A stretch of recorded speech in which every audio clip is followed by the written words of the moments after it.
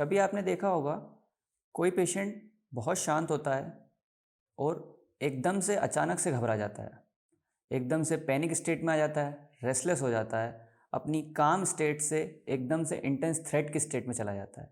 आज हम ऐसी ही एक रेमेडी को पढ़ने वाले हैं, उसका नाम है एकोनिटम नेपेलस। हाय, मैं हूं डॉक्टर ध्रुव। आज हम इसका कोर फीलिंग, उसका कॉन्स्टिट्यूशन और माइंड रूब्रिक्स के साथ साथ उसकी जनरलिटीज़ भी देखेंगे। एकोनाइट के पेशेंट की जो कोर फीलिंग और एक हम कहेंगे उसका कोर एक्सपीरियंस किस तरीके से होता है, वो दो चीज़ों से मिलके बना होता है। फर्स्ट सडनली और second intense threat.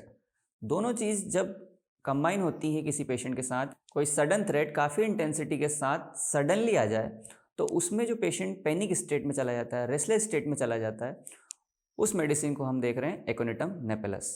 Aconitum napellus का एक कोर फीलिंग क्या होती है?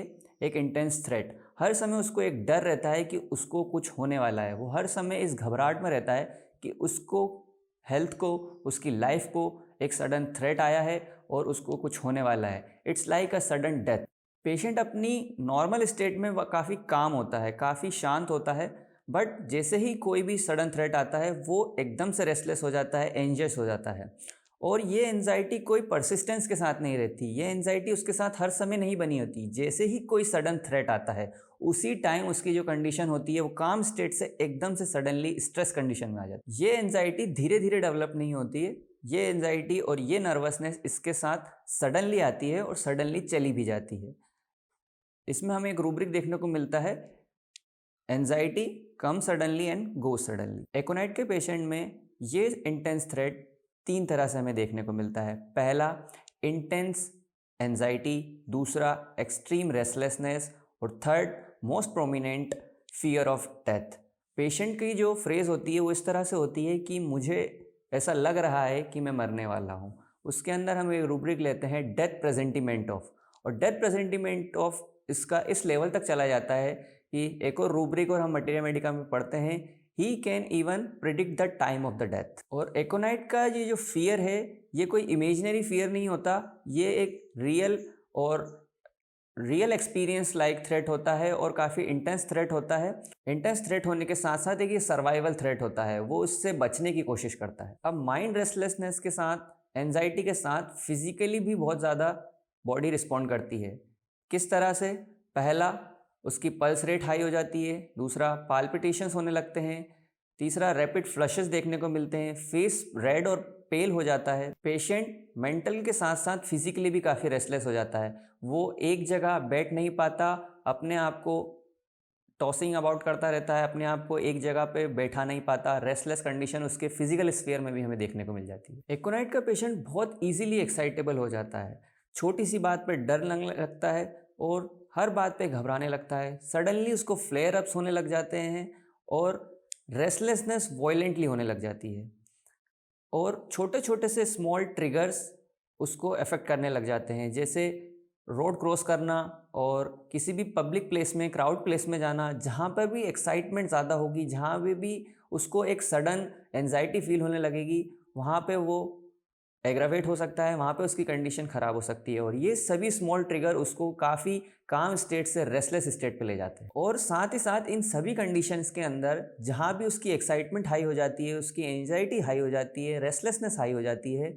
इन सभी कंडीशन में उसके साथ एक थ्रेट, एक फियर हमेशा बना रहता है, डेथ प्रेजेंटिमेंट ऑफ। उसको हर समय ये लगता रहेगा कि वो डेथ होने वाली है, उसको वो मरने वाला है, उसके हमेशा एक फियर ऑफ डेथ रहेगा अपने अंदर। अब एकोनाइट के पेशेंट में हम एक बहुत कोर फीलिंग समझ रहे हैं कि उसको डेथ का फियर है। डेथ का फियर उसको इतने हद तक बढ़ जाता है कि वो हर समय उस इंटेंस थ्रेट को एक डेथ थ्रेट की तरह लेने लगता है। उसके साथ क्या होता है कि स्लाइटेस्ट पेन भी होता है या थोड़ा सा भी डिस्कम्फर्ट होता है, वो उसको डेथ से कनेक्ट कर लेता है कि इस कंडीशन में वो मर सकता है। थोड़ा सा भी फियर हुआ, थोड़ा सा भी कोई भी पैथोलॉजिकल कंडीशन हुई, कोई भी डायग्नोस्टिक रिपोर्ट में कोई कंडीशंस पता चली, वो हर एक थ्रेट को एक डेथ थ्रेट की तरह लेता है और इवन प्रिडिक्ट करने लगता है उसका time of death. Time of death को प्रिडिक्ट करने के लिए हम दो रूब्रिक्स को कंबाइन ले सकते हैं। पहला है क्लेयरवॉयंस और दूसरा है अपना इंटेंस थ्रेट ऑफ डेथ। क्लेयरवॉयंस मतलब होता है पूर्वाभास। पूर्वाभास मतलब कि उसको पहले से ही लगने लगता है कि अब उसकी डेथ होने वाली है। Secondly intense threat of death मतलब कि उसको हर समय एक थ्रेट बना रहता है डेथ का। इन दोनों को जब हम कंबाइन करते हैं तो हम एक रूब्रिक ले सकते हैं, death presentiment of even predict the time of the death. अब कुछ और रेमेडीज हैं जिससे हम एकोनाइट को कंपेयर करते हैं, जिनके अंदर रेस्टलेसनेस, एंजियसनेस हमें साथ में देखने को मिलती है। वो रेमेडीज होती हैं nux vomica, chamomilla, staphysagria, coffee और ग्रेफाइटिस। इन सभी कंडीशंस में हमें, इन सभी रेमेडीज़ में हमें रेस्टलेसनेस देखने को मिलती है और एंजाइटी देखने को मिलती है। बट स्टिल एक सडनली इंटेंस थ्रेट हमें सबसे ज़्यादा किस में देखने को मिलेगा?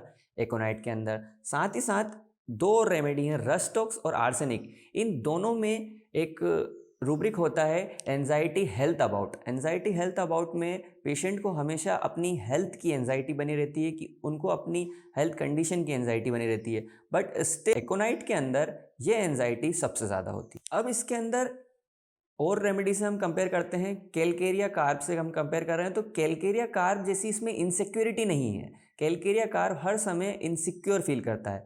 साथ में स्ट्रामोनियम रेमेडी, स्ट्रामोनियम रेमेडी में बहुत ज़्यादा फियर हर समय बना रहता है। स्ट्रामोनियम में हमेशा टेरर की फीलिंग रहती है, डर की फीलिंग रहती है। साथ ही आर्सेनिक और काली आर्स में भी हमें एंजाइटी हेल्थ अबाउट देखने को मिलती है। बट एकोनाइट के अंदर ये कंडीशन सभी की सभी, रेस्टलेसनेस, एंजियसनेस और इंटेंस थ्रेट और एंजाइटी हेल्थ अबाउट, ये सब सडनली आती हैं और सडनली चली जाती हैं। अब अगर हमें कंपेयर करके इन रेमेडीज से एकोनाइट को अगर हमें डिफ्रेंशिएट करना हो तो हमें एक रूब्रिक मिलता है चीयरफुलनेस।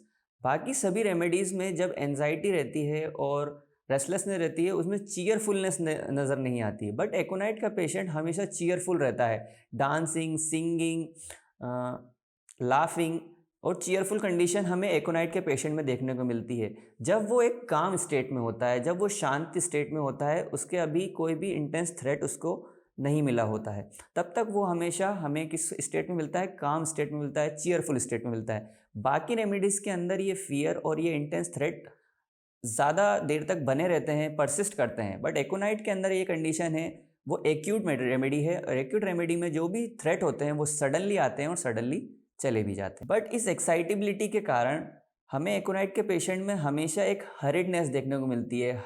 उसके अंदर एक रूबिक भी आता है, हरी। और हरी मतलब कि उसकी स्पीच भी हेस्टी हो जाती है, वो तेज़ तेज़ जल्दी जल्दी बोलने लगता है, घबराहट के साथ बोलता है। तो हम इसमें रूब्रिक लेते हैं हरी। अब हम देख रहे हैं एकोनाइट का एक जनरल नेचर कैसा होता है।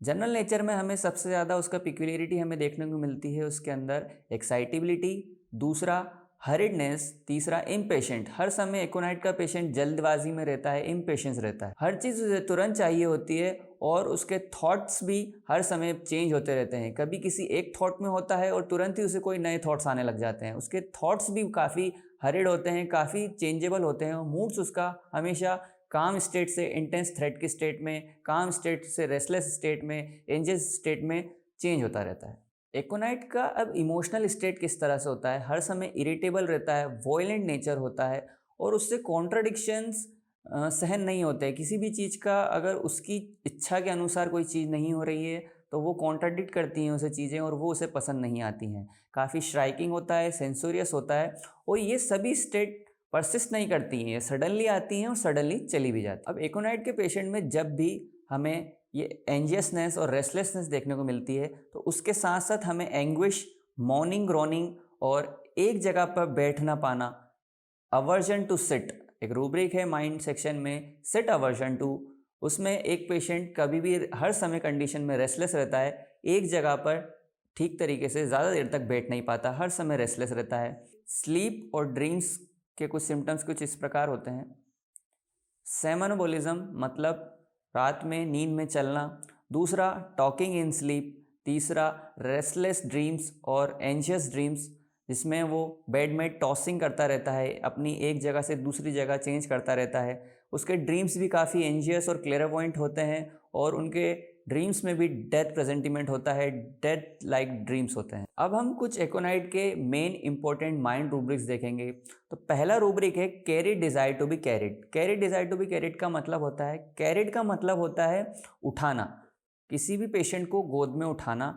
और उस पेशेंट की क्या डिज़ायर रहती है कि उसे कोई गोद में उठा ले। जैसे बच्चा है तो ये बच्चे के केस में हम ज़्यादातर लेते हैं कि वो बच्चा चाहता है कि उसे एक थ्रेट है, उसे डर लग रहा है, उसे गोद में ले लिया जाए। पर पेशेंट अगर बड़ा भी है तो हम इस माइंड रूब्रिक को किस तरह से समझते हैं कि पेशेंट चाहता है कि उसे एक सपोर्ट मिले, पेशेंट चाहता है कि उसकी कंडीशन की केयर टेकिंग की जाए, उसकी कंडीशन को समझा जाए ताकि वो ठीक हो सके, अपनी रेस्टलेस कंडीशन, एंजाइटी कंडीशन से बाहर आ सके। तो इसमें हम रूब्रिक लेते हैं carried desire to be carried. दूसरा रूब्रिक आता है light desire for. Light desire for का मतलब क्या होता है? लाइट का मतलब होता है यहाँ पर किसी भी तरह की नॉलेज और इन्फॉर्मेशन, वो क्या चाहता है? लाइट मतलब होता है उसके लिए सेफ्टी, सिक्योरिटी, इन्फॉर्मेशन और क्लियरिटी। ये सभी कंडीशंस की वजह से वो रेस्टलेस कंडीशन से एक काम स्टेट में जा पाएगा, इसीलिए उसको क्या ज़रूरत होती है? Light desire for. डार्कनेस का उसको फियर होता है। थर्ड रूब्रिक होता है फियर डार्क, अंधेरे से उसको डर लगता है। यहाँ पे अंधेरे का मतलब डार्कनेस, लाइट का एब्सेंस है, साथ ही साथ उसका एक और मतलब होता है lack of knowledge, lack of information. मतलब उसे अपनी कंडीशंस के बारे में कुछ समझ नहीं आ रहा है, उसको अगर कोई डायग्नोस्टिक रिपोर्ट मिली है या कोई कंडीशन हुई है तो उसके बारे में उसे कुछ भी क्लियरिटी नहीं है, कुछ भी उसको समझ नहीं आ रहा है, तो वो चाहता है कि उसका ये डार्कनेस दूर हो। दैट्स वाई हम रूब्रिक ले रहे हैं लाइट डिजायर फॉर और फियर ऑफ डार्क। अगले रूब्रिक है death presentiment of delusion, he is dying. दोनों रूब्रिक उसके डेथ फियर से हैं, इंटेंस थ्रेट की वजह से हैं। तीसरा रूब्रिक है नर्वस एक्साइटेडमेंट और फोर्थ है लोकेसिटी। लोकेसिटी का मतलब होता है ज़्यादा बोलना, हैस्टी स्पीच करना, जल्दी जल्दी बात करना, ये लोकेसिटी के अंदर आता है। चेंजेबल मूड और इरिटेबिलिटी, पेन ड्यूरिंग, ये कुछ इंपॉर्टेंट रूब्रिक्स होते हैं एकोनाइट के अंदर। अब एकोनाइट की समरी कुछ इस तरह से रहेगी कि एकोनाइट का पेशेंट वैसे तो नॉर्मली काम स्टेट में होता है, बट हर समय उसके अंदर एक फियर और एक इंटेंस थ्रेट का डर बना रहता है किसी भी एक्साइटेबल कंडीशन में, लाइक क्राउड प्लेसेस और पब्लिक प्लेसेस, जहाँ पे भी थोड़ी एक्साइटमेंट ज़्यादा होगी। किसी भी ऐसी कंडीशन जहाँ पे उसकी एक्साइटमेंट बढ़ जाएगी, साथ ही साथ उसकी एंजाइटी भी इंक्रीज हो जाती है और वो रेस्टलेस होने लगता है, और ये सभी कंडीशन उसको एक डेथ थ्रेट की तरह लगने लगते हैं, और इस कंडीशन में वो पैनिक स्टेट में आ जाता है। उसके साथ साथ उसकी पल्स रेट बढ़ जाती है, पाल्पिटेशन बढ़ जाता है, फ्लशेस हो जाते हैं, फेस पेल हो जाता है और रैपिड पल्सेस देखने को मिलती है। ये सभी कंडीशंस सडनली आती हैं और सडनली चली जाती हैं, और इन सभी कंडीशंस के अंदर उसके अंदर एक इंटेंस थ्रेट के साथ साथ डेथ प्रेजेंटिमेंट होता है। ये पूरा कंप्लीट एकोनाइट था। अब हम इसकी देखेंगे जनरलिटीज़। अब हम की नोट से उसके जनरलिटीज़ को और माइंड सेक्शन को समझेंगे। पहला है फियर एंड प्रेडिक्ट डेथ, हमने इसको समझ लिया। Convince they will die, predict the time, fear of death during pregnancy and labour. Labour की कंडीशन में और प्रेगनेंसी कंडीशन में भी उसको फियर ऑफ डेथ बना रहता है। Fear crowd places, narrow places, open spaces, ठीक है, मतलब कि ऐसी जगह जहाँ पे उसकी एक्साइटेबिलिटी इंक्रीज हो जाएगी। Darkness, elevators, tunnel, heart disease, heart will stop, brain storm, fainting, airplanes, earthquake, ये सभी कंडीशंस वो कंडीशन है जहाँ पे पर्सन की एक्साइटेबिलिटी हाई हो जाती है, हार्ट बीट तेज हो जाती है। उन सभी कंडीशंस में उसको फियर रहता है। फियर रेस्टलेसनेस के साथ है। Panic state, sudden violent like internal earthquake, उसका एक सडन पैनिक स्टेट किस तरह से होता है? एक इंटरनल अर्थक्वेक की तरह होता है। With palpitation, red face, vertigo, one sided numbness, fainting, perspiration, trembling और डिस्निया, ये सभी कंडीशन देखने को मिलती हैं। साथ में एग्रावेशंस कब कब है? मिडनाइट में, 15 to 30 minutes after falling asleep, on falling, becoming warm in bed और ट्वाइलाइट।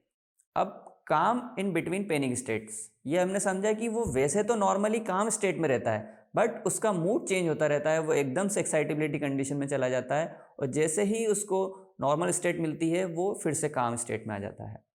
एक्सट्रोवर्टेड पर्सन होता है डिज़ायर कंपनी, क्योंकि ये पर्सन जल्दी एक्साइटेबल हो जाता है, तो इसको कंपनी की डिज़ायर हमेशा बनी रहती है कि हर समय वो डर की स्थिति में होता है। एंजाइटी अबाउट अदर्स, उसको दूसरों की भी एंजाइटी होती है। काफ़ी सिंपैथेटिक पर्सन होता है। मूड अल्टरनेटिंग हमने देख ही लिया, काम स्टेट से वो पैनिक स्टेट में चला जाता है। अब जनरलिटीज़ देख रहे हैं। जनरलिटीज़ में हमें देखने को मिलता है excitability of nervous and vascular system, nervous system और वस्कुलर सिस्टम दोनों ही उसका एक्साइटेबल हो जाता है। डिज़ायर ओपन एयर, और उसको खुली हवा पसंद आती है। एग्रावेशन कब है? Cold dry weather. हम एकोनाइट के पेशेंट को हमेशा उसको एग्रावेशन कब होता है? कोल्ड ड्राई वेदर में, एकदम से ठंड लग गई है या कोई एकदम से ठंडा पानी पी लिया है, किसी भी कोल्ड वेदर की वजह से एग्रावेशन होना, dry cold wind. Aggravation becoming cold when overheated, overheated मतलब वो एक्साइटेबिलिटी कंडीशंस में था, काफ़ी एक्साइटेड था और उसने उसी टाइम पे कोल्ड कोई ड्रिंक ले ली या कोल्ड एयर उसको एग्रावेट कर गई है, तो उस कंडीशन में दिक्कत होती है। Aggravation motion lying on affected site, fright shock experience immediate death. Fright और शॉक उसको किस तरह से एक्सपीरियंस होते हैं, इमीडिएट डेथ की तरह। ये सभी कंडीशंस हमें एकोनाइट के पेशेंट में देखने को मिलती है। किसी भी पेशेंट को जल्दी से घबराहट हो जाना, किसी भी पेशेंट का जल्दी से रेस्टलेस में आ जाना, किसी भी पेशेंट का काम स्टेट से पैनिक स्टेट में टर्न हो जाना, छोटी छोटी चीज़ों से एक्साइटेबिलिटी होना और उसी कंडीशंस की वजह से काफ़ी बेचैनी होना, घबराहट होना, ये सभी पेशेंट में हमें एकोनाइट की रेमेडी मिलती है। इससे कंप्लीट होती है हमारी एकोनाइट की रेमेडी। Thank you.